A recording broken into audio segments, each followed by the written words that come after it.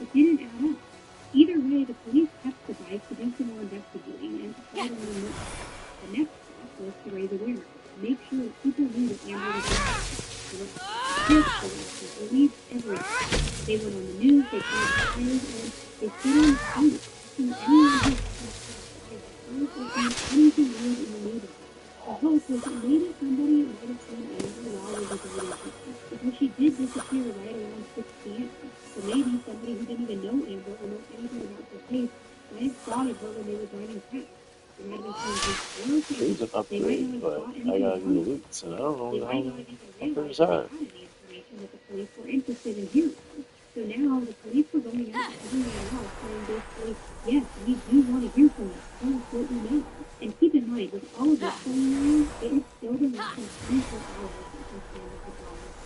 And during that day, on day 2, Amber's family was handing out flyers everywhere.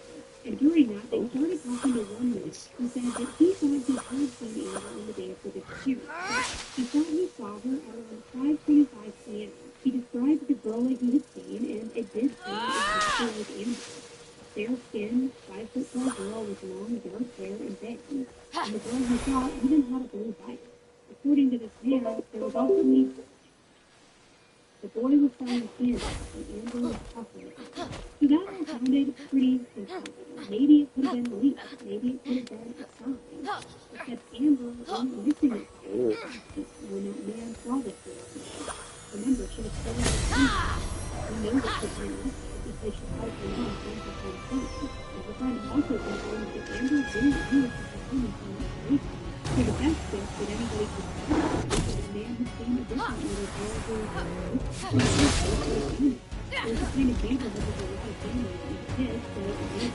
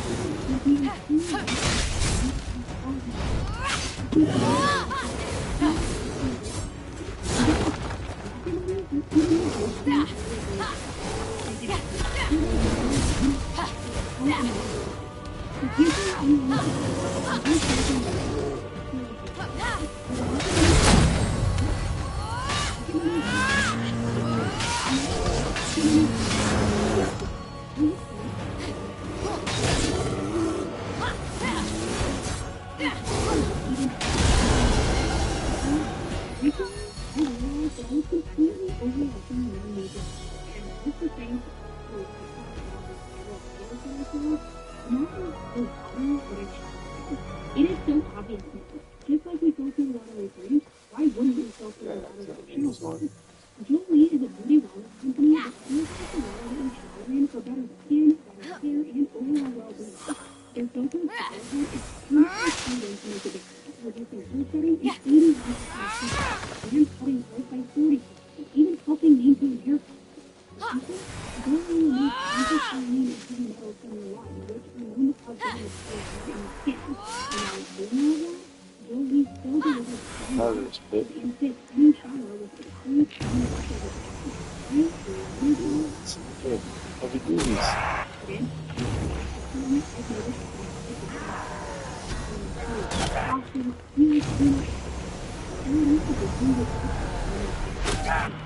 Holy shit, dude.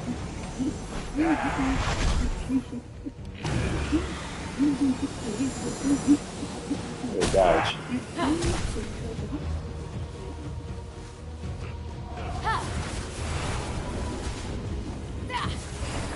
Nobody could find any even though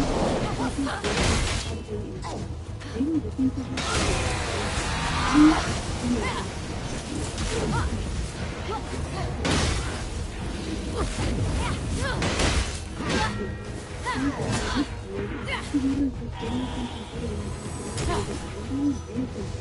so the search is now unlimited and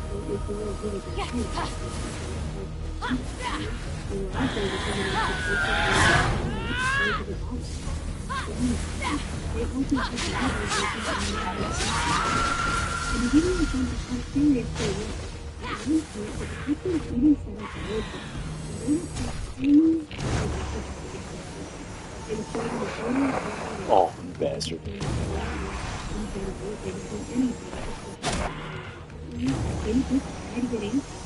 Other officers wanted to the kids who lived in the neighborhood because they had any information too. Not the situation there was only one very good to go. So when they places they would sneak off to in order to get away from their parents. Anywhere that family would have gone away to or where his kidnapping was going on. Because they made it take a very favor or confused.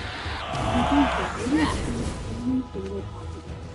There was no scenario that would keep open or keep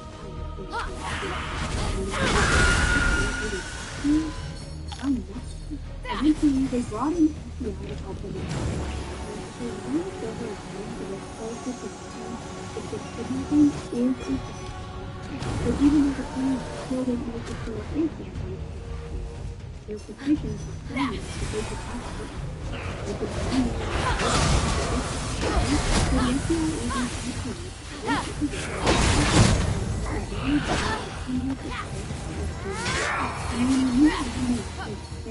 police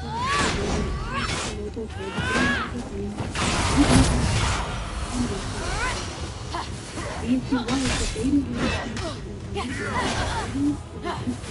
so the next step was to fix figure out what was important supposed to happen. So as the saying goes, the shooting would have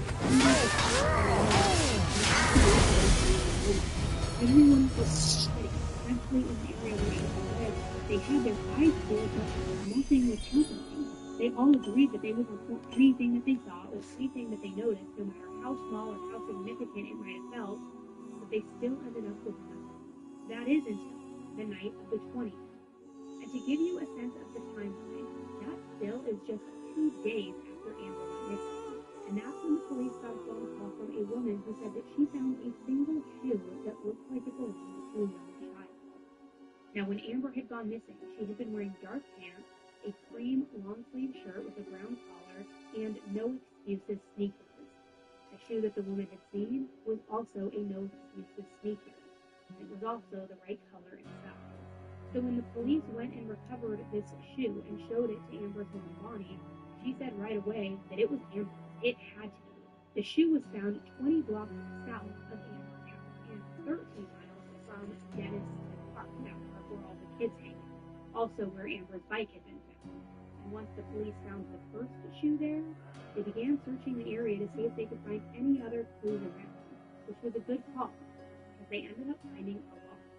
At around 9 a.m., the investigators saw a second shoe, the other half of this pair. It was a few blocks away from where the first shoe had been found.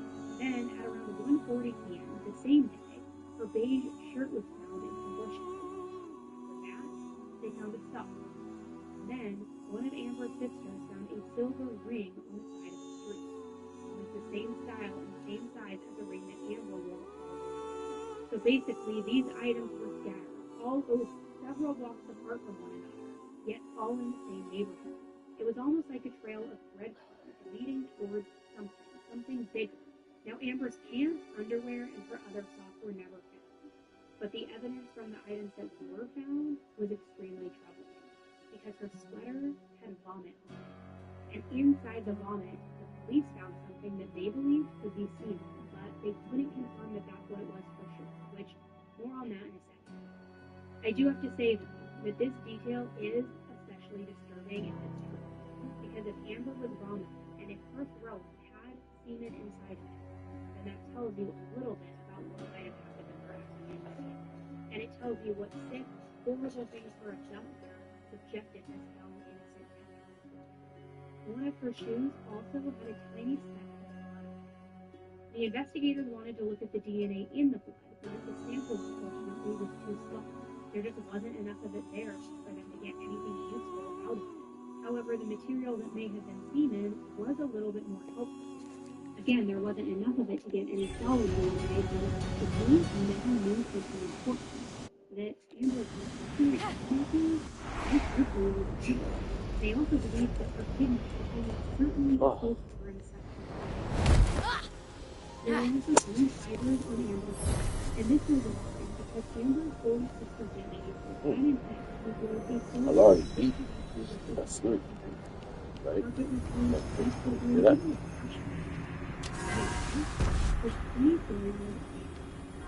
And I know you guys might be thinking, that's a bit of a stretch. I mean, a lot of people have low sleep or low sleep or low sleep. So how does the presence of low fiber make the ex-boyfriend Daniel? So Daniel wasn't just some random guy who had extremely good week. They were very serious. They actually had a common law marriage between California together. They also lived together and had a daughter. In spite of all also, their relationship was and that's when it died. Daniel and Debbie fought all the time, non-stop. Debbie didn't feel comfortable or safe around her. So at one point, she actually ran away to get away from him. She took her daughter and she went all the way to Oregon to stay with another family. She didn't tell Daniel where she was because she didn't want him back in town. Now, on the day that Andrew was missing, Daniel was at home trying to find Debbie and her daughter. He was also there when Andrew called him on to say that he was about to come home. And when the police first questioned him, he admitted that he was there and he was home. Then, right after, he called him. Pretty suspicious. Okay. So according to Daniel, his decision to leave right after. Okay. Sure. We gotta get these up first. Let's go. I'll take it. You can get a ball over there. Lift these fuckers. So how do we get them up? But eventually, according to Daniel, he realized that he wasn't going to make progress. He wasn't going to progress. So to unwind, he went to his car and then once he gets home, he goes that way. Then so he headed out to keep the search going. Down. Yeah. So we gotta turn those blowers on. They couldn't find anyone who was willing to control them if they were with them or if they were possible at that time or even think nobody who could clear him. There was absolutely nobody who could confirm that Daniel was with them. And it's not a mistaken situation. If you're beginning to do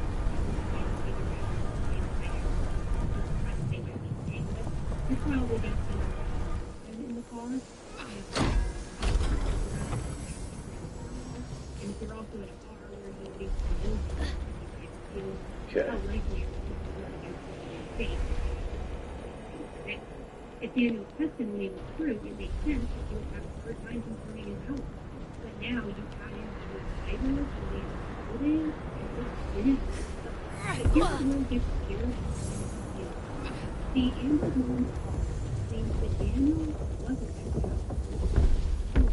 She said that Daniel left several hours before the so it's not like he got her on the phone and went into his car and he was to go kidnap her Amber. It didn't even sound like he had any way of knowing that Daniel would be able to read it. But someone else wasn't, who also said that Daniel was there. His name was Joseph Bishop. Joseph was in his late teens who was dating Diane.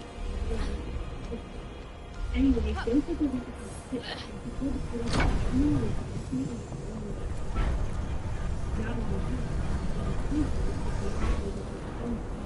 he also said that Daniel was immediately according to Joseph, generally it was Daniel He would turn east.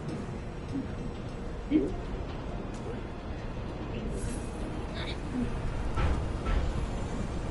just for the president. And he said, so we absolutely know but at what point did all of that here?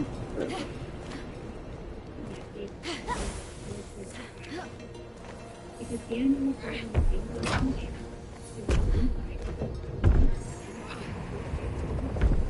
What about the confusion of the woman Daniel being at the council? I mean, why would Randy think he wasn't there? Oh, was any possibly the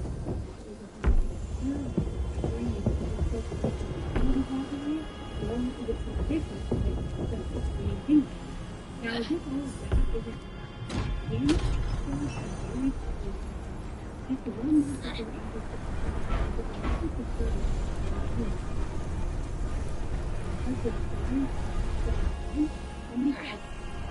Daddy told me that Daniel was sick, but he was going Daniel was vacation. Now, in 1995, he was then convicted of an attempted kidnapping. So again, I think you can tell from not alone why the police officers believe Rand it was something important to those and that's before I even blame the details about Okay, wait.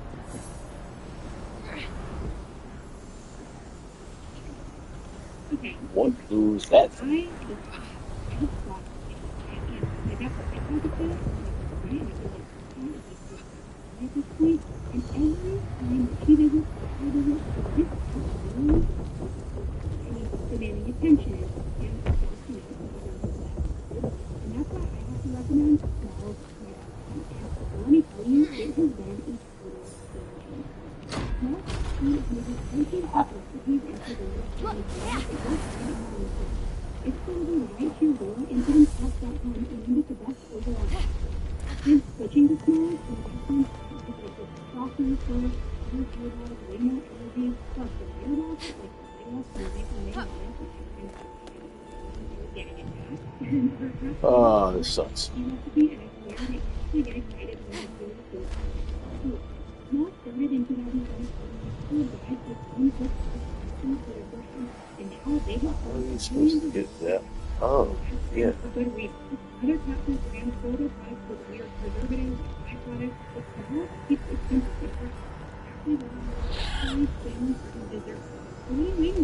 Give your cat or your family member cat or your best friend the food they deserve. It's a small south and use plans with AE for 50% off of those orders plus free shipping. That's small south and promo code AE.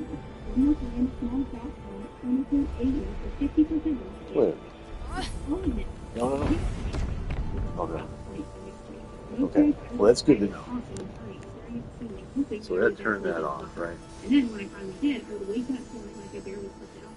The worst part, I wasn't just talking tight. I was touching everything. My focus was all over the place. I was irritable, and honestly, I didn't You get both of them. I felt like crying myself.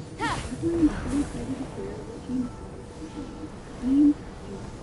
This was a big game changer. It's the same as healthy nighttime doing it was. Since I started using Go down that way, you're gonna get. Okay. Okay, but I need this thing now. It's a total. I've also gotten like all my family members and obviously the secret is being because they have all kinds of different things like magnesium, and helps with all of things, safety, weight recovery. Plus, is delicious. My favorite flavor is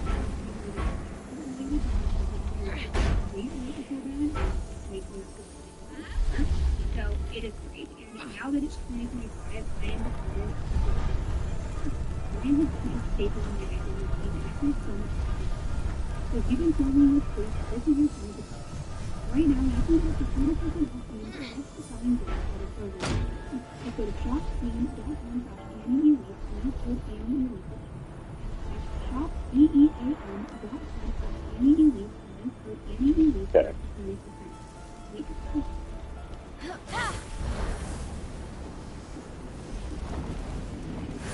Daniel Smith, the shady partner of Amber's older sister Daniel, had been convicted once before for his. See, one night a woman was reading a book from downtown Oklahoma. She was walking towards her car when a man jumped out from the seat and faced her. Crouched over near the driver's side door of her car, just kind of waiting for her to get out. Now, after holding a key to the guy he was able to get her keys away from her, and then he opened the front door of her car. He tried to shove this woman inside and even grabbed her by the throat, choking her. It isn't clear exactly what happened after that, but somehow this woman did get out. They called the police and they eventually found the victim. This was Daniel, so they arrested him.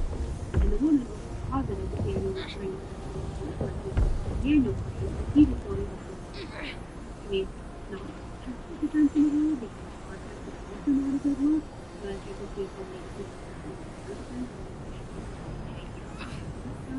But since he did claim that his blood was his head, he was only charged with trouble. Eventually, the charge was and then one of Daniel's court hearings was found to have been charged by against him. But as soon as his trial was done, he was Daniel right there in court, everybody else, and he said, as soon as I get out, you're dead. So after that, Daniel was also charged with being a witness, which honestly, what did he really expect to happen? Like, how did he realistically think that this was he literally set a witness including now let's just say Daniel does not belong to the family right of but he did do he could think he pled guilty to his actions, and in exchange he received a 5 years of prison. So basically this meant that he did not commit any more crimes. He couldn't avoid going to prison. So Daniel was sent to this sort of group on forward. It was the William and actually he did well. He followed the rules, he did all the things that he needed to do, also he could avoid going to prison. In fact, Daniel even went to school. He was dropped out when he was 15 years old, so he never got his high school diploma. But at the correctional center, he was able to take classes and get his GED. So it really did seem like he was turning things around, like he was back on the right track and living a better life. And when the judge saw how well he was doing, he felt it, especially given Daniel's background. Because apparently he had a very tough and strong life. He had been in the foster system since he was just 6 years old. He also used drugs and he had a pretty bad life. That was all changing. Daniel was doing good enough that the judge decided he needed some encouragement. He needed to see that his good work was paying off. So that is when the judge decided to drop those witness intimidation charges to his trial. After that, Daniel was just put on probation. He still had to attend weekly AA meetings and regular counseling sessions. He also had to find a job, not necessarily a full-time job, but a job and at least part-time work. He was meeting with his parole officer regularly. But as far as that was concerned, he was a free man. And of course, like I mentioned before, he was with Debbie. They were common law married, even though they had never had a wedding. So because of that, it should really go without saying that he saw Amber quite a bit. She was his wife's sister. I mean, they were a part of each other's lives. Well, as it turned out, Amber didn't like him. I mean, she really did. I mentioned before that Amber could be very shy with people that she didn't know. Right? But eventually, more times than not, she would work. That's not at all what we saw. Amber was literally afraid of him. She was outspoken about it too. She would tell anyone who would listen that she was afraid of him. And more than that, she had one thing with him. She was afraid that he would take her away from her home. On the day before Amber disappeared, she told her dad Robert and her brother Eddie that she was scared of him. Apparently not too long ago, he tried to shove her into his car. So this wasn't some sort of idle fear or paranoia. She had a reason to be scared of him. She also said that she had managed to get away from him and ran inside the house. But either way, she was very reasonably not comfortable around Daniel. She didn't know if or when he would try something like that with her again. That same day, she also had a conversation with her mom where she said that she had seen Daniel driving by their house. She thought that he was there to look for her, to keep tabs on her, to get a sense of when she was home, what her schedule was like. all of the weird stalkery things that people do.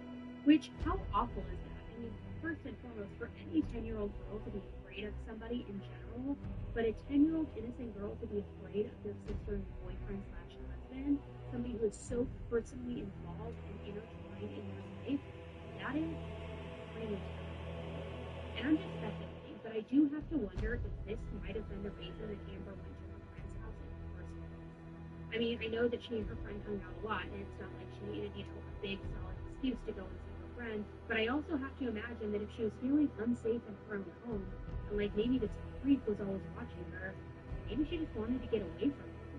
She might have wanted to go somewhere where she felt a little more secure and like she had a little bit more privacy. I even wonder if you could go a step further, maybe, and speculate that it might have been part of the reason that she didn't like sleeping alone. Maybe it wasn't fear. Maybe she might have also been worried, rightly, as it may have turned out, that if she was alone in her room with nobody watching her, she might involved. So all to say, there were a lot of reasons and yeah, get that hand answers to warrant finding Daniel. He had all the red flags you could think of, so the police brought him in for an interrogation. They asked him all these questions, but they didn't find a person guilty. Now, he didn't say anything to us clear, but he also didn't break down his confession or say anything to implicate his trial. They asked if he would come back, though, and take a polygraph test with the FBI, and Daniel agreed. Then, the day that the lie detector test was scheduled to happen, he just showed up. Now, on top of that, he also mentioned an alien, which they came out of. So this was now enough for the police to bring Daniel in. They didn't officially name him a suspect, but they did send some SWAT teams to find him to take an investigation. The problem was, they couldn't find him anywhere. There was absolutely no place to where he was going. Finally, on the night of Sunday, December 21st, Daniel's car was abandoned in the gas station. Daniel was nowhere around. The police searched his car, but they didn't find him. They did find some brown hair in the right there. The police never confirmed who hair was, but given that he also had brown hair, it felt like it was enough. The next morning, on Monday, the 22nd, the search for Daniel continued. The neighborhood watch was as helpful as the came over and in the early morning hours, it should be. He was in a park less than 1 mile from the apartment. Probably he was dead. And it was clear that it was tied to location.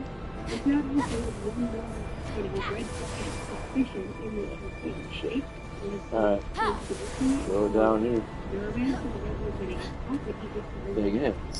And unfortunately, that was the investigation.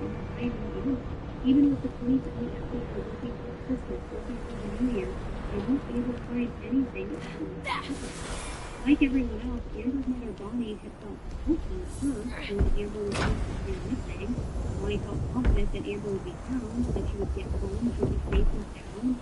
She prayed that Amber would just walk in the front door at any minute, that she would see all the presents under the tree, that her eyes would light up, and they could celebrate in their favorite holiday together, that they would, have a happy Christmas and everything would go back to normal. But instead, Bonnie now had to learn to live with this whole new discomfort for life.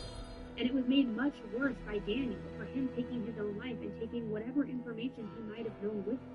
There were so many unknowns. The police didn't even name Daniel as a suspect, which is very frustrating because I already ran through all of the evidence against him. The timing of his death also certainly sounds suspicious. I mean, that's a red flag in on its own, right? But from the sound of it, even with all those clues, all those leads, those weird circumstances and coincidences, it wasn't quite enough for the police to publicly come out and say that he did it, or that he even had something to do with it, or that the disappearance was solved. I mean, nothing.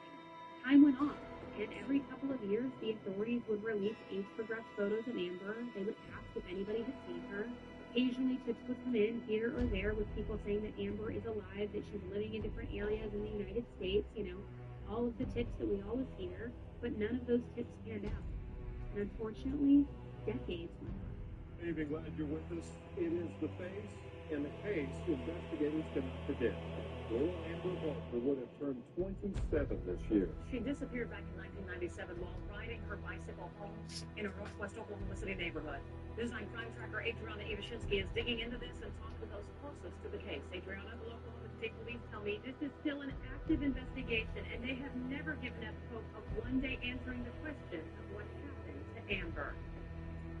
Oklahoma City Police confirmed they have been quietly looking into this case for the past 4 years. Investigators with their Crimes Against Children unit have been going over every piece of evidence with a fresh set of eyes to see if there's something there that was missed the first time. Police did recover Amber's bicycle as well as her shoes and a sweater. And on that sweater, police found partial DNA of a man, but are yet to make a match. Investigators believe that somebody out there knows the whole story, or at least enough of the story for us to be able to put the pieces together. And after all these years, we still want to hear from that person. That information is still vital to the case.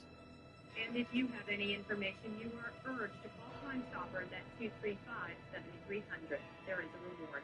Live in the newsroom, Adriana Ivashinsky, News 9. All right, stay on top of it for us. Both police and the family want to know is to where to locate Amber, and if she is actually deceased, they will find the body and be able to give her a proper burial. But that is not the end of the story. Starting with, in 2007, Amber's father, Robert, died, and 6 years later, in 2013, her sister, Brandy, also passed away. The circumstances around her death were a little suspicious. A month before her death, Brandy moved from Oklahoma City to a smaller town in Oklahoma to be with her boyfriend. And this guy, I'm sorry to say, was bad news. Soon after Brandy moved, her boyfriend just left her. Like, she literally had uprooted her whole life. She went to a place where she had no family, no friends, no job. Finish this. He just like so sick of his people. I don't know the full context. I mean, maybe the relationship was already rocky and Brandy only moved with him as a stitch with the same fit. Maybe she did something that was a red flag or a deal breaker for him. I don't know. But maybe he was just as bad. I don't know. There's a lot of possibilities. But what I do know is that Brandy moved to the and now they were broken. She had a family. She also was unemployed and didn't discriminate against her. So instead, she ended up living in a trailer. The man who owned the trailer and who usually lived in the house, and I'm guessing that he must have gotten a good deal or something. Maybe it was even the same. But the point is, she was staying there rather than living at the time. Then sometime in December 2013, a bunch of people was devoted to tornadoes hit the area where Brandy was. Then one morning, Brandy was found in a ditch 20 feet from the trailer. The clothes were also all sticking all around the ground.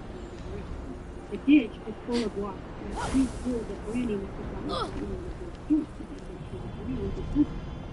I think did not agree with this thing.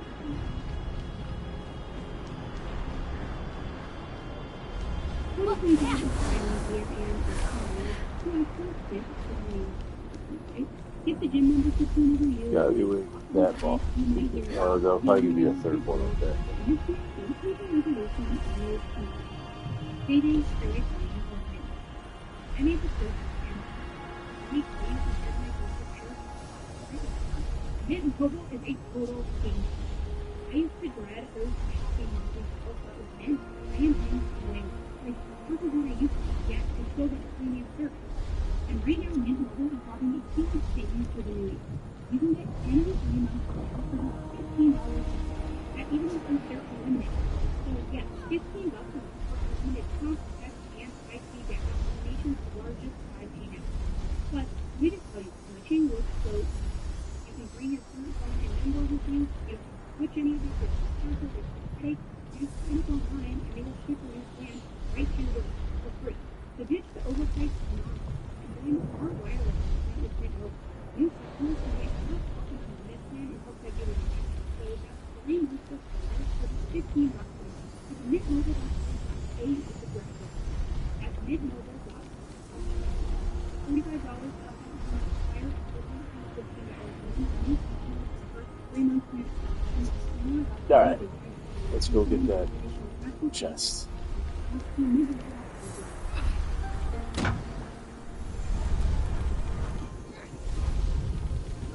Apparently, according to the doctor, there wasn't even a story in the night when she died.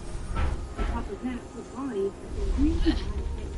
And it didn't seem like the sort of injury that you would get from sitting on the trying to escape or being killed. It seemed much more. Yeah. Now that didn't automatically Pretty risky. make it not good. Yeah.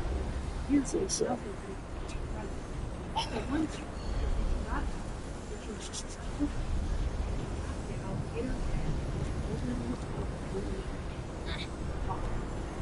that's what she said was the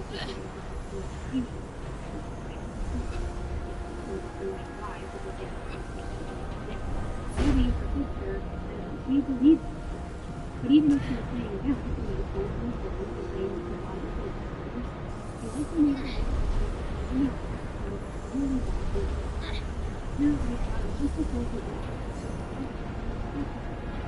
he had evidence of beating her. So this is he probably murder and without waiting.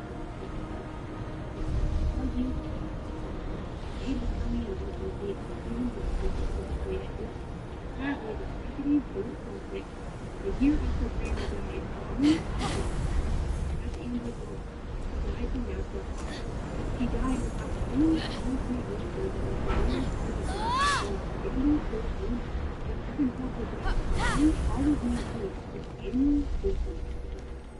specifically, Bonnie talked to Daniel first. Although it was hard for Bonnie to admit in one interview, she said that she never released the business. She never released the possibility of being unreleased. But as the years went by, Yeah. So, how the hell would you even do that? I mean, I know you gotta get this from up here. She would have found a way to get in touch with her. She would have gotten in touch with the family eventually. I think I screwed up though. Let's see if I can put that.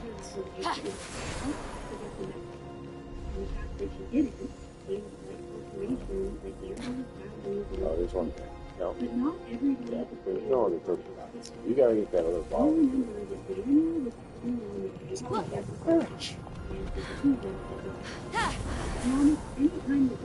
Push that one. Let's start this shit all. Yet he also claims that he knows who did it and that she told the police that she had never come to the police. Or she'll say that it was a real secret of all this. Now, after the suspicious claims were revealed, according to Deputy, he didn't actually stop. He didn't. According to Debbie, the person who hurt Debbie also murdered Diego. And this person had staged this which, if it goes on Yeah, shoot. it could be that we maybe not really possible, but It's all down they're now. also I read it on anything, but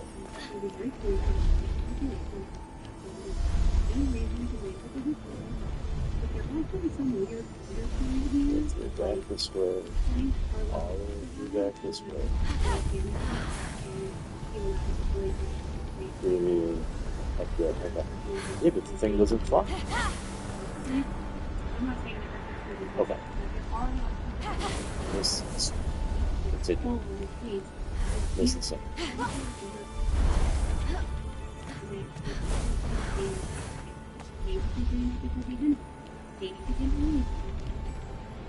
There's something, the devil said right here. And there have also been a few more recent. what is this going to do again? There was in 2015, the police report reported something I think that just activates that. he went by 2 different names. But most of these workers well, as it turns out, both of his best friends. Don't do shit. Daniel was this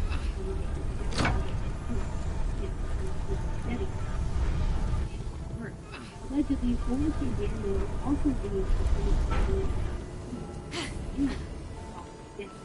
which I do find interesting because the police said that nobody could verify Daniel and make it look like but Forrest also told him Daniel said he was working for Debbie as a week, but he didn't say he was a steward. Now maybe there's a way to look at it. like Daniel was forced to help his sister Debbie, and then it was later pushing and there. Pushing creative balls. Yeah, baby. Amber didn't go to Forrest afterwards, and maybe Forrest did not. I mean, there are a lot of possibilities. But here's where things get complicated.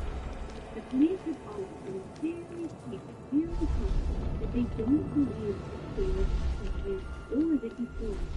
They don't even consider him possible. In an interview, one spokesperson for the police department said that they didn't want to question Forrest because they thought that he might have destroyed information. For reading between lines, information. I wonder if the detective was Daniel Fenyx, they can't do it.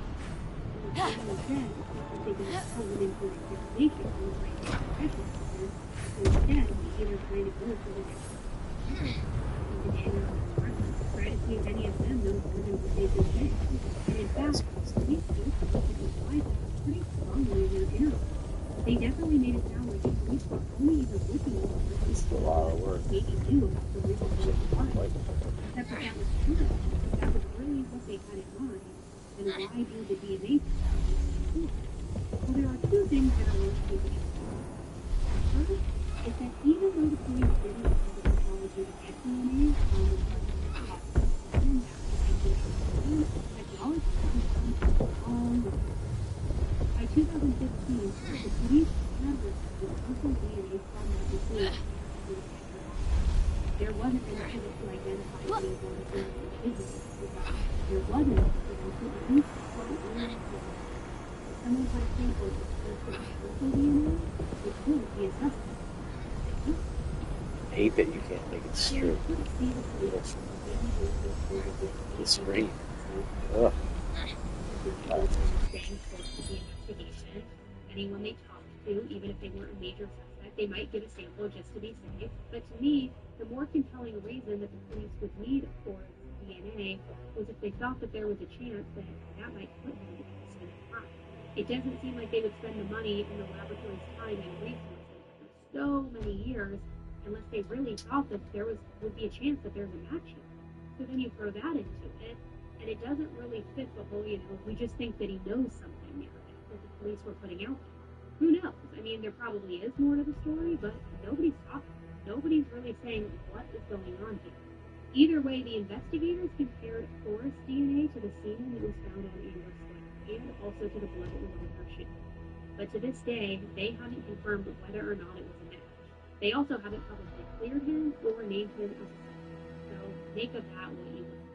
I will say that like Daniel, Forrest wasn't really a great guy. He had many charges against him, including things like assault, battery, and even cooking meth.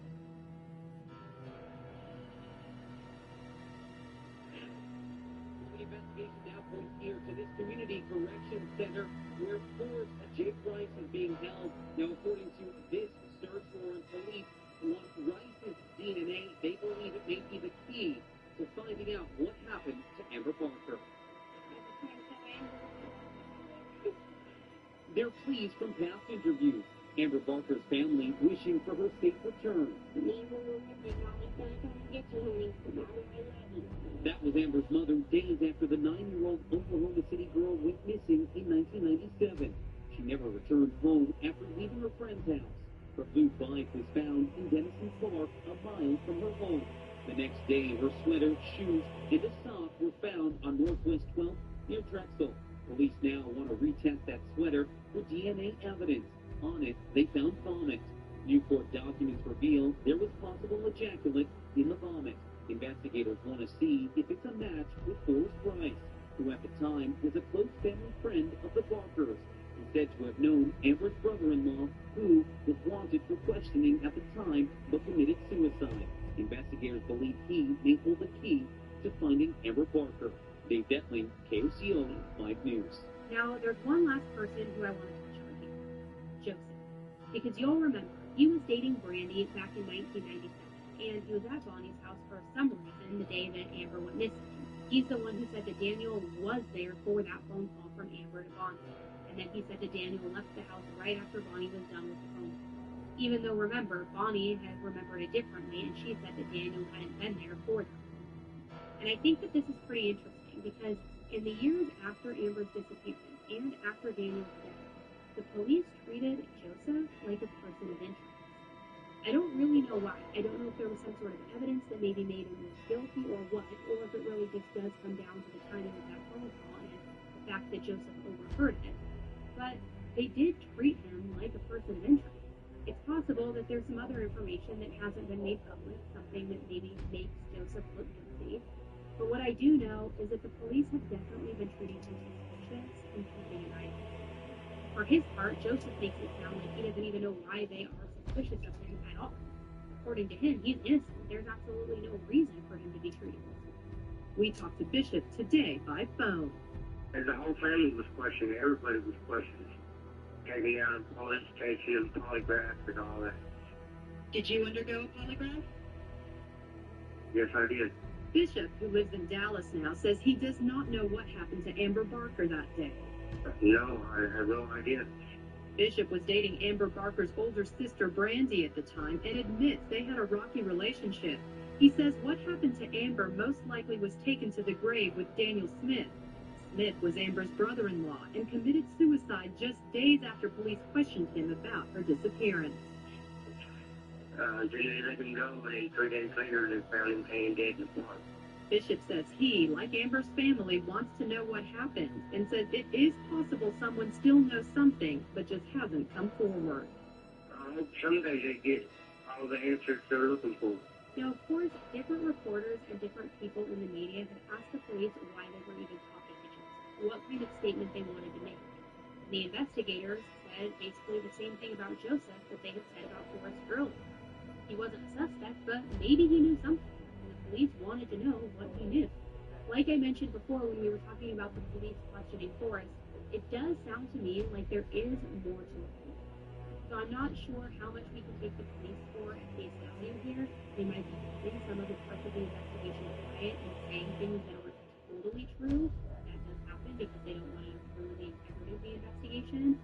But the point is, that's kind of where we're at with this.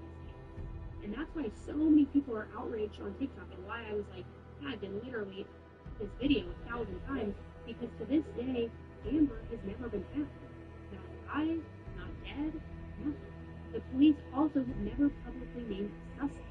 However, the police have always been very, very careful to say that the case is not closed and that it's not full. They're still investigating and they're still digging. Every few years, a new team will come on board. They will review everything, hoping that maybe a fresh set of eyes can find something that all of those earlier investigations missed. But so far, nothing has come out of those reviews. No huge breaks, or at least no breaks that they have announced to the public. It is possible that there are new directions and avenues of the investigation behind the scenes, maybe ones that we don't know about, and I really do hope that that's the case because I hope that Amber can get justice soon and her surviving family members, those who have survived. If Amber is alive, that would mean she's 37 years old. Now, for the people watching on YouTube, I'm putting her age progression photo up there. And if you have seen her, please do call in and say what you know. It might seem hopeless given how many years have gone by, but Amber's body has never been found. There's also no proof out there that she is in fact dead. So just in case, keep your eyes open. See something, say something. And even when it feels unlikely, let's just all together have a little bit of hope that maybe the story might have some sort of closure for Amber's surviving family. I think that's why it's going so viral online too. Everybody wants answers. So please do your part in that too. Share a link to this episode, share a link to this video, put it in your group chat, on your social media, on TikTok, wherever you want to put it. I don't copyright strike, don't worry. I just want these cases spread so that awareness is made and hopefully some tips come in and answers can be found and people can figure out what really happened to Amber. And what do you think happened to Amber? Let me know if you're watching on YouTube. Let me know in the comment section. But if you're listening to the podcast version, let me know either in the Q&A section on Spotify or in the Apple review section. But what do you think happened? Do you think it was clear cut that it was Daniel, that he attacked Amber as some sort of retaliation against Debbie since she slept with their child? Do you think that it was Joseph, who was the other kid, the older teenage boy that was in the house, and that he was pointing the finger at Daniel because he's the one who's responsible? Could it have been a stranger? I mean, the blue fibers most seats, I don't remember in 1997 if it was mostly leather or cloth, but like it feels like that's kind of a big tell, right? Blue fibers. I don't know. What do you guys think? In any event, thank you guys so much for hearing Amber's story today. And I think we're a far cry from where we were in 1997. I used to be able to ride my bike. I'd actually Amber would be the same age as me. I was born in 87 as well, which is a very scary thought to think about. But I remember I used to be able to like ride my bike and go play with the neighbor kids until the street lights came on. And unfortunately, it feels like we live in a day and age now where you can't do that. There's not that same sense of innocence or freedom. So please just be careful with your kids, your loved ones, if you or young yourself. Be extra cautious. Even if you're not young yourself, be extra cautious because there are so many predators out there. Some of them get closer than you think. Some of them won't. So please just always watch out. All right, guys. Thank you so much for tuning into another episode. Until the next one, stay safe, be nice, don't kill people, don't join any cults.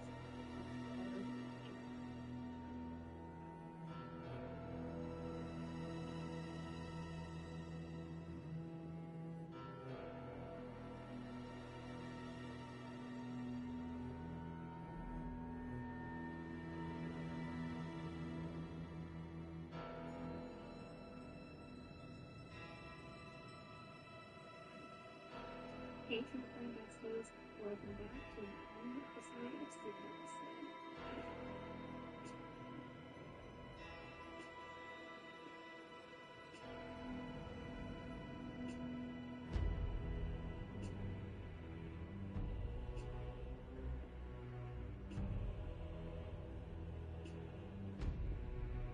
Hey everybody, welcome back to an all-new episode of Seriously with me, Amy Evans. Today's headline highlights, which means we're going through all the breaking cases, all the news, everything happening in the true crime world. But really quickly, before I get into all the cases that we're going to be talking about today, I just want to talk about the fires that are happening right now in California. Because one of the biggest and the most prominent headlines in the news right now are, of course, the wildfires. And these fires have caused so much destruction, so much heartbreak, really all across the LA area. I personally live in California. Luckily, I am a little bit further south from where these fires have out and just taken so much. But I have friends who have lost their homes, who have lost their family members' homes, tons of friends who've been evacuated. And it's really devastating. And it's insane when you really think about the amount of destruction. And I could be here all day long and going on a rant about the fact that we didn't have water in the Highlands, the fact that certain people are evading questions and everything into it. But I just feel like there's so much I could say. But if you're one of my listeners who has been affected by these fires, I just want you to know my heart is with you. I am so sorry for everything that you're going through.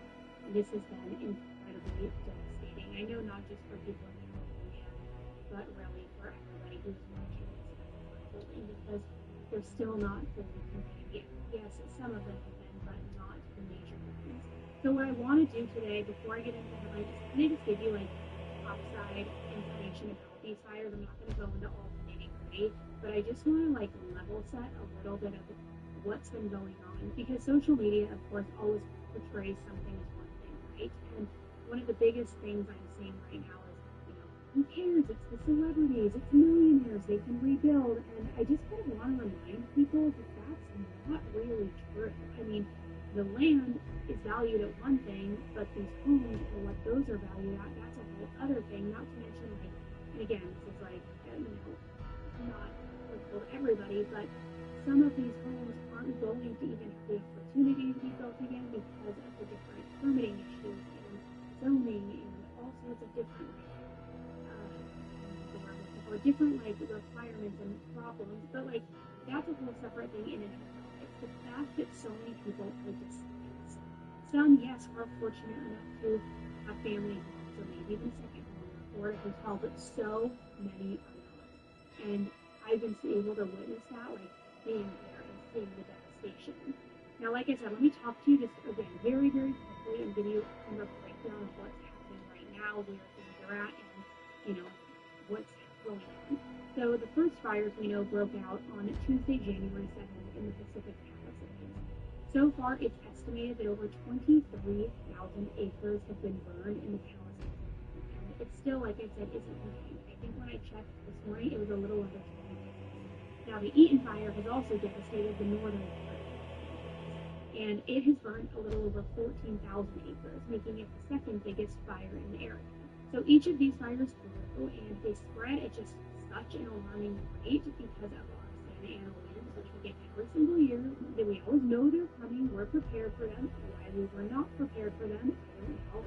But take a listen to just this quick little snip from some of the residents. Fire was covered in up all the fire. And then it made it to my house. But then I woke up and I see it coming out, so I started back to where I got up the house. Really, I didn't have enough water. I was scared. And my house burned down to the ground. I smelled smoke. I was sleeping, and of course, when my dog alerted that there was trouble, Really? when I looked outside, embers blowing across my yard. My whole neighborhood is gone. It was a big, broken face. Swear to you. I know you smiling through this. Because there's tomorrow. Now, although the number is just increasing with every single minute that these fires continue raging, the devastation and economic impact has been estimated to potentially be one that is anywhere from 135 to 150 billion. I mean, a lot of money. Also, aside from just the financial aspect of this, the confirmed deaths are currently at 24, though with the amount of people still missing and unaccounted for, that number is unfortunately only expected to rise. And I want to talk to you about a couple of these victims, because one victim that's been confirmed was 32-year-old Rory Sykes. Rory was born blind, also with cerebral palsy, and he was widely known for his speeches and really just talking about overcoming his disability. Now, due to his cerebral palsy, his ability to walk was greatly hindered. So when his mother, Shelley Sykes, first saw these, cinders and embers from the wildfire nearing their property, and then eventually landing on Rory's, part of his estate, he shared like a cottage on their estate. She did everything that she could do to put them out with their gardening clothes, trying to put it out.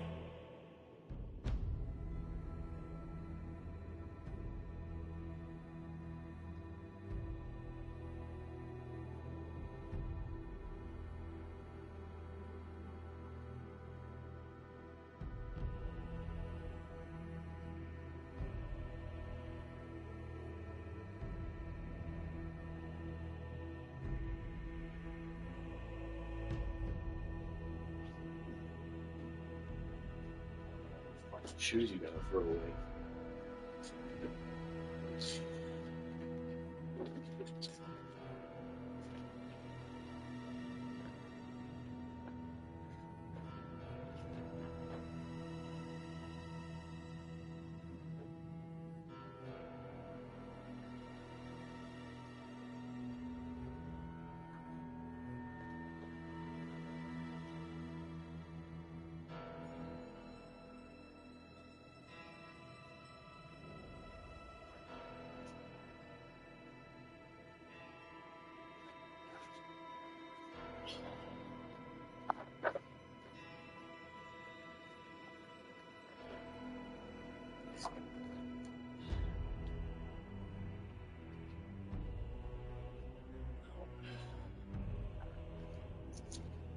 Okay, I think I got one.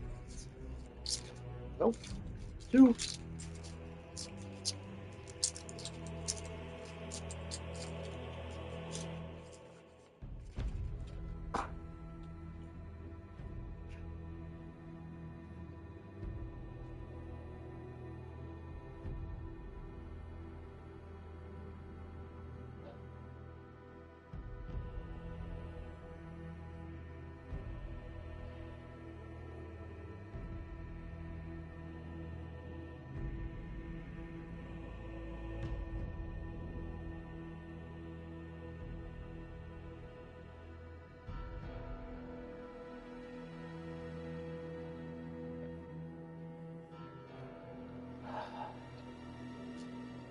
Seven.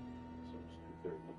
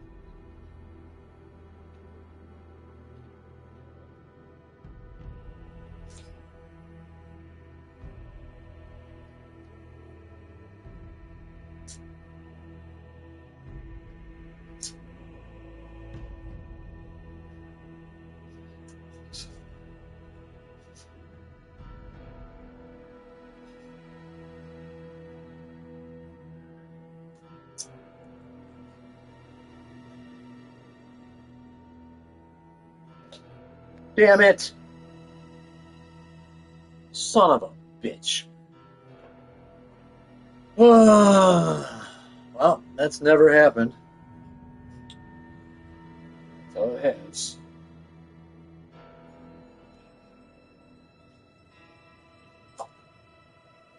God damn it.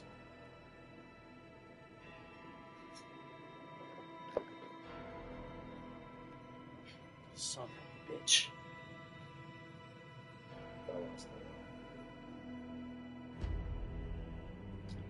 Lost a lot.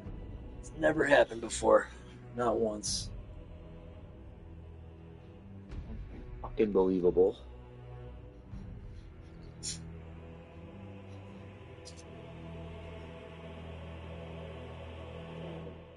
all of this. It's all of this. Trying to save things, but as we know, with so many other people as well, it sadly wasn't enough. So she ran into Rory's home, hoping that she could drag him to safety, but with a recently broken arm, she was unable to move him. Now, Rory knew that if Shelley didn't get out right then, that they would both be killed.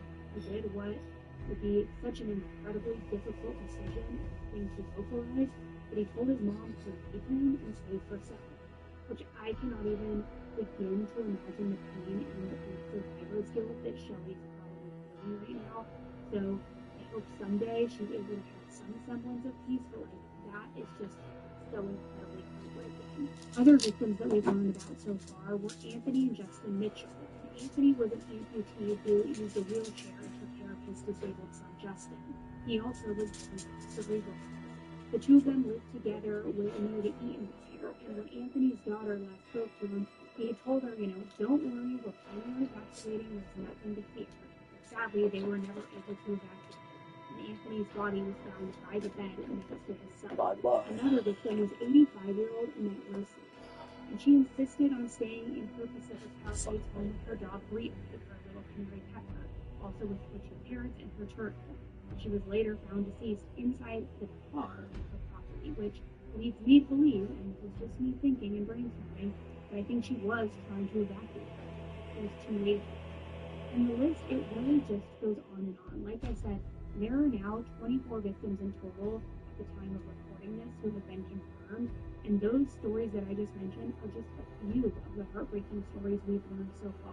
It's easy to see on Instagram and on TikTok and even YouTube the images and the videos of the fires taking these homes, seeing all of the celebrities who have lost their property, such as Mel Gibson, Spencer Pratt, Paris Hilton, all of these things, but there's also other people aside from celebrities, real people who not only have lost their home, their memories, any sort of financial security that they had, but as I just mentioned, many of them lost their lives because they were faced with such a difficult decision of if we both can't get out, one of us should get out. The fact that it still is only 20% contained, it is just, and it is incredibly heartbreaking. So to any of you listeners who have been impacted in any way, shape, or form, please know you're in my thoughts and prayers. I'm with you. I'm thinking about you. I'm hoping to get there this Saturday to, get some boots on the ground volunteering as well and make some financial donations for everyone to get out there and get my hands on things and help people. So if I see you out there, please come up to me. We got it all pulled together and help in any way we can. Now moving over into more true crime news. While there was an element of true crime because of the arson with the fires, let's go into more like the true crime news, because there was a headline that broke last week that literally had my jaw on the ground. And it's about the Slender Man story. I don't know if you are familiar with this case. I don't know if you know much about it, but I'm going to give you a little breakdown in a moment. I did do a deep dive on this case a couple of years ago, so I will link it in the show notes for you. It's from YouTube. But I am unsettled. Like, to put it mildly, I am unsettled. So on January 9th, 2025, a judge ordered the now 22-year-old girl Morgan Geyser, otherwise known as the Slender Man Stabber, her crime world, the judge granted a conditional release from her treatment at the Winnebago Mental Health Institute. Now, for some of you, the nickname Slender Man Stabber probably did ring a bell, right? But for those of you who aren't familiar, let me give you a very brief overview of the case. So in 2014, Morgan Geyser and Anissa Wire concocted this truly diabolical, horrific plan to lure their classmate Peyton into the woods for what she thought was going to be a harmless game of hide and seek.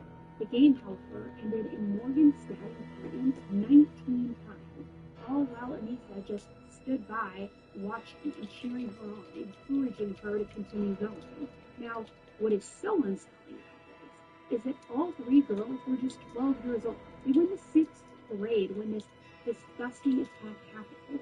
Now, after this attack happened, which again, I did the deep dive, you can listen to it, it's very unsettling, like when they realized who was responsible and when they uncover all the details. But it was later learned that the motive behind this attack was for Morgan and Anissa to kill someone, sacrifice someone, also that they could earn the right to be this fictional horror character Slender Man's servants.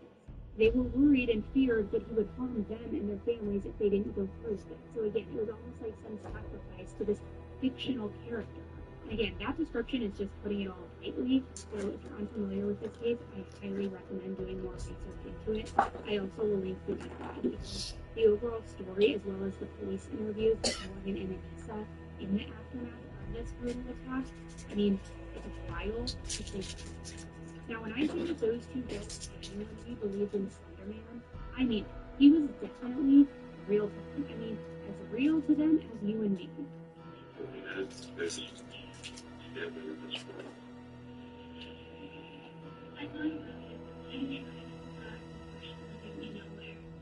you to live without Christ.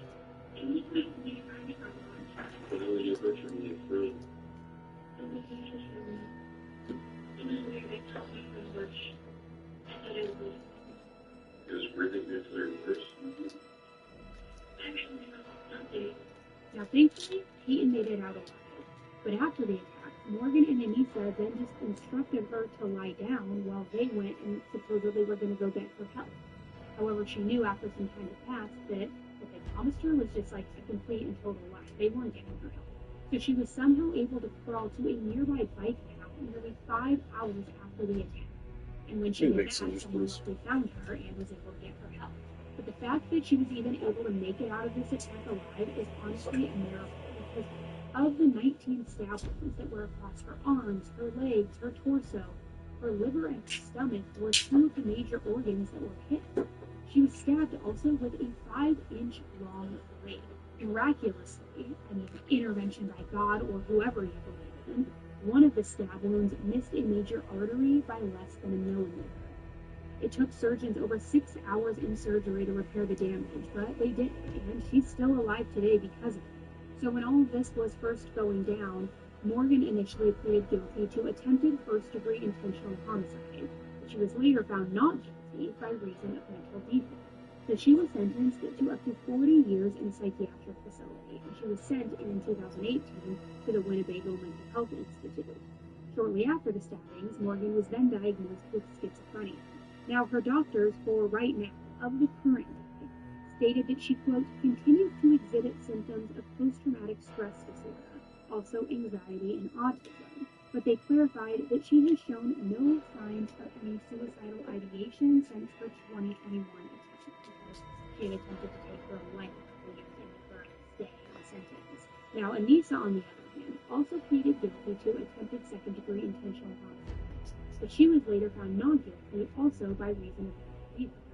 She was sentenced to up to 25 years in a psychiatric institution, but she was later granted release in 2021 when she was ordered to live with her father and wear a GPS ankle. Now, since June of 2022, Morgan and her legal team have filed 4 petitions for her release.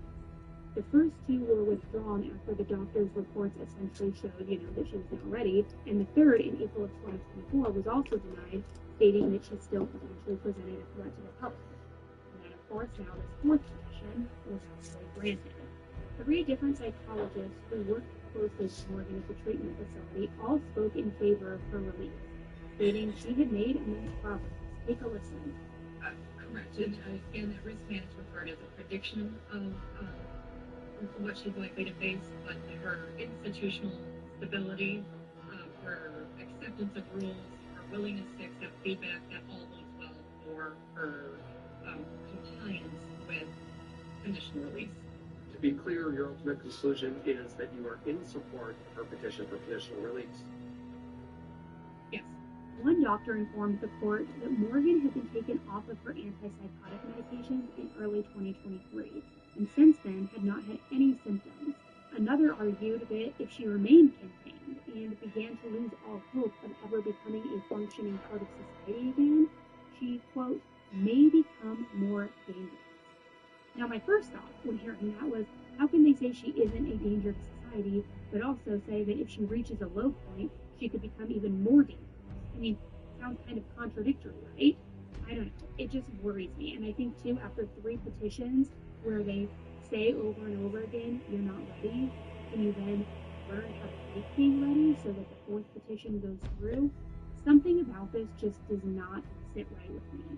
So the county circuit judge, Michael Boren, stated that her crime was, quote, a brutal, terrible offense, but ultimately felt like she has since grown up. He also stated that in order for her to be truly rehabilitated, she needs to exist as a part of society.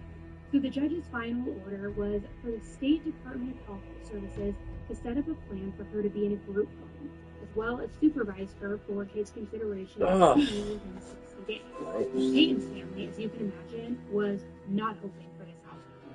Prior to the hearing, her family even released a statement saying Morgan Geyser has withdrawn her request to be released twice. More recently, her request was denied. Oh, that's juice. We are That's confident freaking that the juice. judicial That's system why will make a everything tastes and decision smells that so will weird. ensure the community and my daughter remains safe.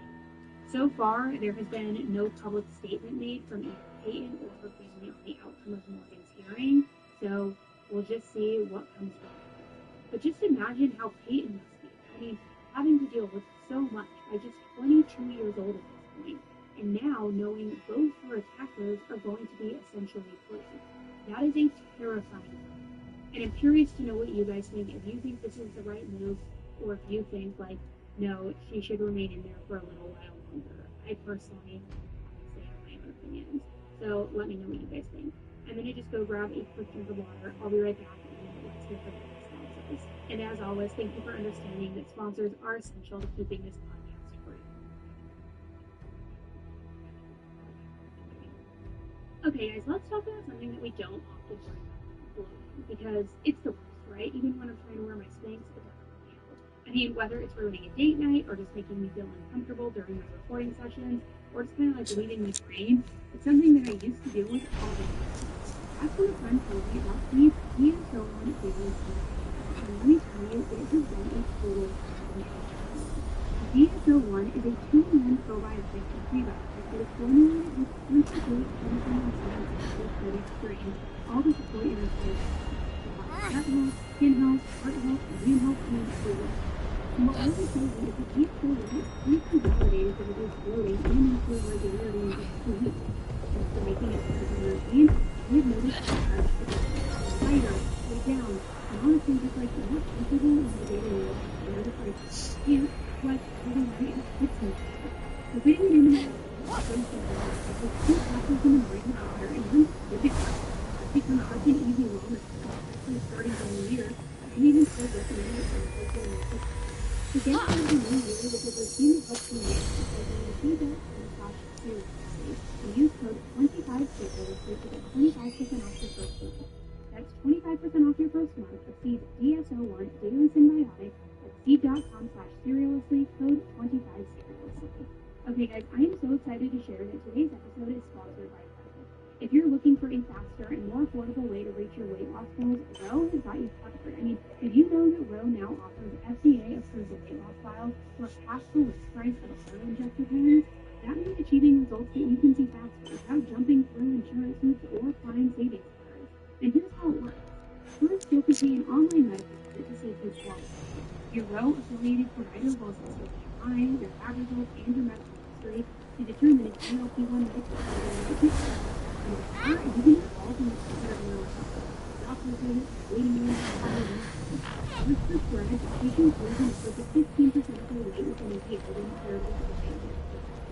This powerful formula targets by your body targets key hormones to build hunger and deliver for weight without pressure. Plus, Row members receive support throughout the process, so you're never navigating it alone. Join over the 385,000 participating all women using studies of access to GLP-1. Visit row.co/seriously. For full safety information about GLP-1 medications, visit row.co/.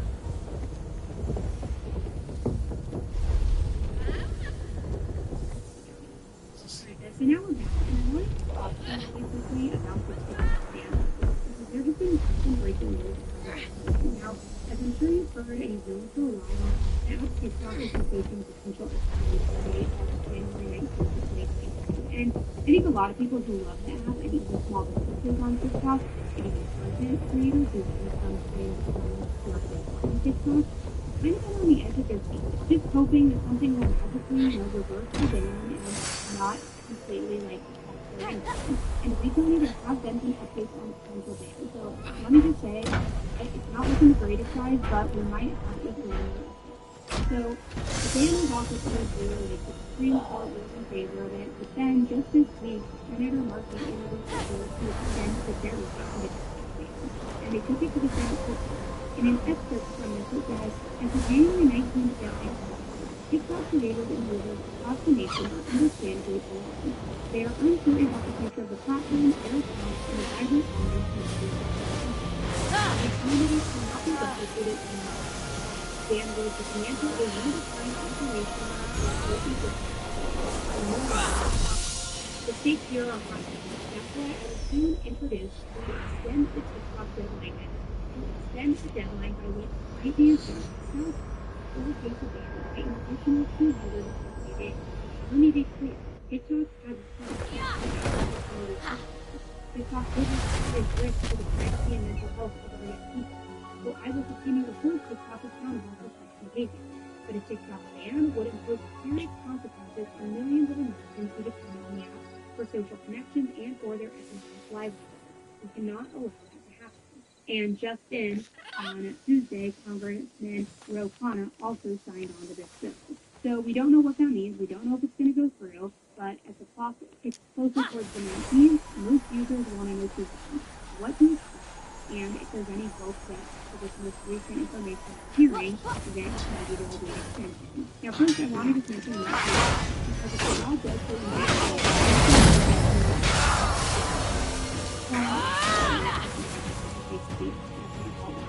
however, there wouldn't be any more updates to this new releases and then it's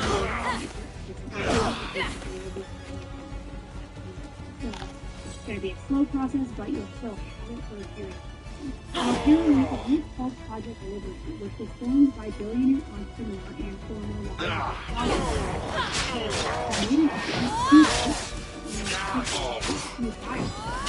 although I don't know the exact name of it, I also know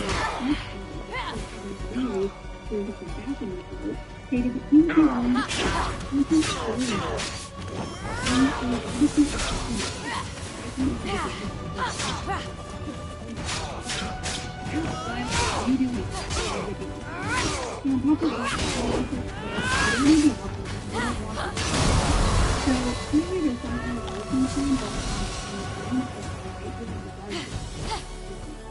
and even if ByteDance would decide to sell when it's the law also allows the president to grant a single 90-day extension if the sale is. And really, there seems to be a lot of possibility and possible leeway here in terms of options. It's just send it. I mean, talk is definitely ticking. But what I did find so funny this week is that there was this Chinese app called Red, and it's basically the Chinese version of TikTok, which I thought I had no idea that especially for saying so but anyway, I was seeing on my TikTok feed that this new existing Chinese app called Red is similar to TikTok, and it's what everyone's going. And when I tell you, TikTok users from the US were lost through this website, it has been hysterical. The comment section alone has been like enough to just like bring me so much joy throughout the day because they're all going over there. They're posting their TikToks with like Mandarin subtitles. The people over there are posting their own TikToks saying, "Welcome TikTok refugees. We welcome all Americans." They're posting things from their homework, asking for these Christians to help them. I mean, it is so funny, but also kind of like heartwarming in a weird way because they're seeing this new community kind of blossom together where these two countries are coming together and like accepting each other and they're being so nice to each other. And I mean, I know it's all because of the satire of it all, but it to me is kind of funny to see. They even saw TikTok this morning on regular TikTok where it talked about how the Congress signed on to that bill, and to me also are they're like, "Sorry, can you please put Mandarin subtitles on it?" That's my family. It's really funny. So maybe that I think, right? Now I know I kind of just derailed and I feel like I just needed to talk about the band because so many people are talking about it, and because a lot of you found me on TikTok. So if it goes away, you can find me on Instagram or Facebook. Now let's talk about this new mysterious case coming out of North Carolina. Because the family of 25-year-old Heather Williams are begging the public to come forward with any potential information in regards to her mysterious death. So Heather was last seen on ring camera footage on January 4th, 2025 at around 10 p.m. She was leaving her family's house and getting into a light-colored four-door sedan with a sunroof, but the car was not familiar to any of her friends or family. She was also last seen wearing gray sweatpants and a dark-colored t-shirt. She hadn't taken any bags with her or anything like she was planning on staying away from home for a while, so they really were upset by seeing this. And it also was the last footage of the last time Heather was still alive. because nearly 6 days went by and Heather was still missing. Now, every day that Heather still hadn't come home, the family, of course, grew more and more worried. And even though Heather had gotten into that family, the friends and family knew that there was no way that they were going to continue. So they began planning and imagining all of the worst-case scenarios, just hoping and praying that by some miracle she would return home and be unharmed. And it would all just be one big misinformation. Vivian also stated that Heather was transferring a car in 2015 and that the incident left her with significant cognitive impairment. Also, a limited vocabulary and limited use of her right leg and arm, causing her to come out of the road, which made her, unfortunately, a much easier target than most. And it was a big part of the reason of why there was such a sense of urgency to find her. Now, a missing woman in general is terrifying, but a missing woman with a disability is a full individual experience. There were multiple medications that she needed to take daily, and it would affect her ability to function properly if she didn't take them. This was also why when the statewide missing persons rule was passed, she was considered to be a missing and endangered person, not just a missing person. Despite her struggles after the the family says that she was tirelessly for reaching as much effort as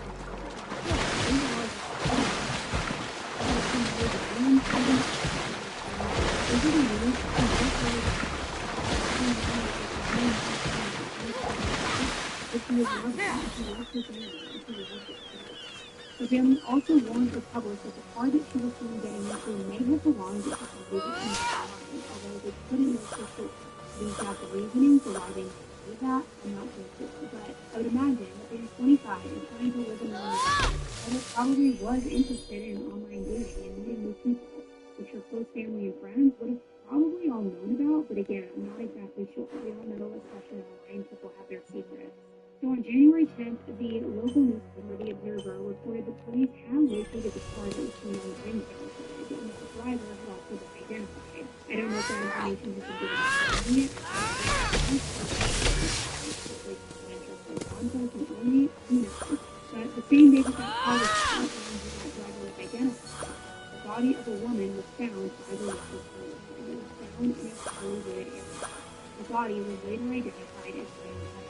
Her sister made a statement to her Facebook after finding out and was saying, "I say whoever is lying is called a chemical, and the jury Our family finds comfort in the love that Heather had for God, and in all of her trials and tribulations, she has never lost faith, and I know I thank God for the years that He's given. Thank you everyone who has prayed, reached out, and helped us try to find her. Please continue to pray for my family." Now, Heather knew earlier that her body was found in, and not necessarily the cause of death as well as the time of death is also still yet to be discovered by the authorities. The police did, however, immediately begin investigating her death as a homicide. So following the identification of the driver, the police also announced that they did have a person of interest, yet the driver's name still hasn't been released to the public. And so far, no arrests have been made either. We were just thinking,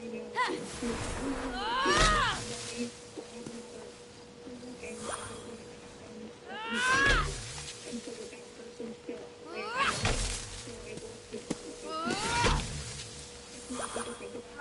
people remember somebody who has, persevered and somebody who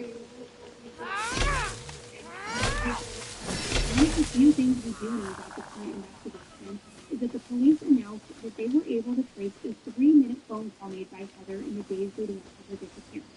The update didn't specifically say if it was to the unidentified driver or why this phone call was significant to her case, but reading between the lines, I kind of feel like we also learned that the last activity on her phone was at 12:10 a.m. and it was a text message that was sent to her phone. So it was a lot It hasn't been shared with the public who that text was from, who wrote it, or when.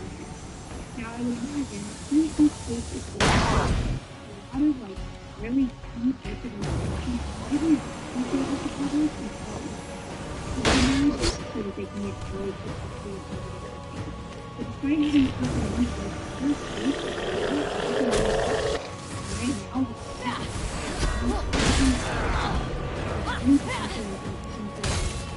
They said, I just asked for people to share it with you. Somebody knows somebody has somebody has somebody found it. And I just pray that God knows me come forward and be able to get so I'm going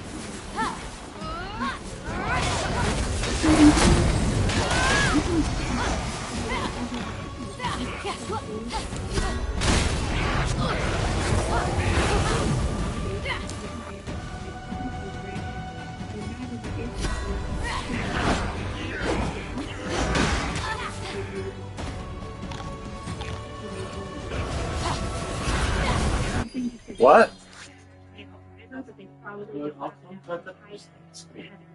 What's that? Oh, it's all done? Well, that's quick. And that's why they're trying to crowdsource. Oh. I'm not really sure, but I will keep it updated. Now, this next case is about a man who has been arrested for murdering his 29-year-old girlfriend. So let me talk to you a little bit about this case. 29-year-old Shannon Anderson was reported missing by her 40-year-old boyfriend Jonathan Link back on July 30th, 2001. Now, when she went missing, there were no signs of forced entry and no signs of a struggle at Shannon's house. So, without much information, the police just started investigating. And for weeks, police in this area, which was Kettering, Ohio, they were searching for her, they were hoping for answers, they were trying to find any information possible. But ultimately, their worst fears were confirmed when her decomposed body was discovered on August 9th, a little over 2 weeks after she was reported missing. She was found in a rural area of Rockford, which was within an hour away from the city. Her body also indicated that there was severe trauma. Shannon was the mother of 2 daughters, then ages 7 and 9. She was also estranged from her husband. Her cause of death ended up being ruled multiple blunt force trauma to the head. And strangely, the car was later found abandoned in a parking lot at the airport, but it wasn't found until October. So, months later, it kind of just added a really eerie twist. So without much evidence but the boyfriend who had reported her missing, that really didn't seem the prime suspect. Now back in 2002, the Montgomery County Prosecutor's Office tried to bring the case to a grand jury, but they just didn't have enough evidence at the time to move forward. And although extensive investigative efforts were made at the time of the murder, including evidence collection and even interviews, the case went unsolved. So for decades, Shannon's family and friends and her boyfriend were left without justice or closure. But the investigators didn't give up, and over the years, law enforcement worked tirelessly to re-examine the evidence, interview witnesses, and slowly build a stronger case. Paid off. Through the investigation, more witnesses were located and interviewed, and new digital forensic evidence was also found and tested. So on January 15, 2020, Jonathan Link was held in place 2 counts of murder. That was her boyfriend who had reported her missing. This is literally 2 years later. So he set to be arraigned on January 28th, marking a huge step forward in the pursuit of justice for Shannon. And in his statement about the incident, the prosecuting attorney praised the dedication of the Kettering Police Department and all of the other agencies that were involved, saying, finally, after nearly a quarter century, this department will be held responsible for the murder of Shannon Anderson. And the reason I wanted to talk about that is because not only is it great that somebody is finally arrested and justice can be had, but it's a heartbreaking reminder of how long the road to justice really can be. But it's also proof of what can happen when investigators and family and friends refuse to give up. So now, for children, families, and hopefully will get the answers that they have desperately been looking for literally decades. So I like stories like that because it has a happy ending. Okay, guys, that is it for this week's episode of Headline Highlights. Thank you so much for tuning in with me. I am going to be back on the night with you first thing Monday morning with an all-new deep dive into a case. It's a rebellion. I mean, quadruple, I don't even know what it is. It is so insane. So we're diving into all the nitty-gritty bits and pieces of it Monday. And as a reminder, if you still need more questions of bands, do not put down for free. Oh, yeah. The podcast is a big one. Episodes. We put out ad-free bonus episodes every Friday. So you can get access to that either through Patreon or directly on the podcast. And when you burn it down, you'll only put out 70 bonus episodes. So you'll have those amazing. Alright guys, thank you so much for tuning in. Be safe, be nice, tell anybody, get a divorce, join any cult, try to be a good cult. We're all doing our best, right? Okay, I will be back on the mic with you very soon. Till then.